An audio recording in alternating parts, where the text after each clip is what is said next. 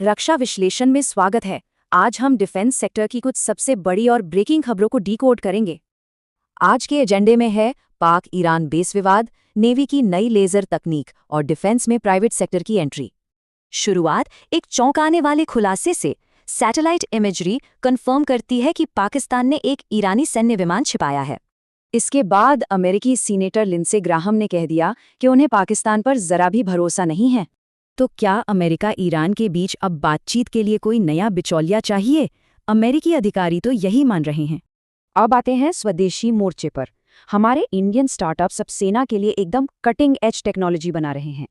ये private startups night vision, precision strike और समुद्री निगरानी के मामले में एक बड़ा गेम चेंजर साबित हो रहे हैं। जैसे जोनेट का JM3 म्यूनिशन। ये 50 किलोमीटर की रेंज में एकदम सटीक और अचूक हमला करने में माहिर है। नेवी की बात करें तो भारत और जर्मनी जुलाई 2026 तक मेगा प्रोजेक्ट 75I पनडुब्बी डील फाइनल करने वाले हैं। 70,000 करोड़ रुपए। यह ऐतिहासिक और विशाल निवेश भारतीय नौसेना की ताकत को कई गुना बढ़ा देगा। टाइमलाइन देखें तो पहली पनडुब्बी 2033 तक लॉन्च होगी और उसके तुरंत बाद नेवी में से शामिल कर लिया जाएगा। उधर DRDO हमारे युद्धपोतों पर 100 किलोवाट का high energy laser system DRA-2 तैनात करने की पूरी तैयारी कर चुका है। ये सस्ती लेजर शील्ड दुश्मन के ड्रोन्स और एंटी शिप मिसाइलों को हवा में ही पलक झपकते खाक कर देगी। एक और बड़ा ऐतिहासिक फैसला। अब बैलिस्टिक मिसाइल प्रोडक्शन के दरवाजे प्राइवेट सेक्टर के लिए भी खोल दिए गए हैं। इसका सीधा मकसद है मिसाइलों का प्रोडक्शन बढ़ाना, ताकि भविष्य के युद्धों के लिए सप्लाई कभी कम ना पड़े।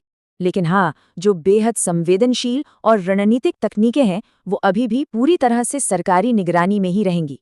भारत के AMCS स्टेल्थ फाइटर के लिए रोल्स रॉयस ने यहाँ एक लोकल इंजन डिजाइन सेंटर बनाने का ऑफर दिया है।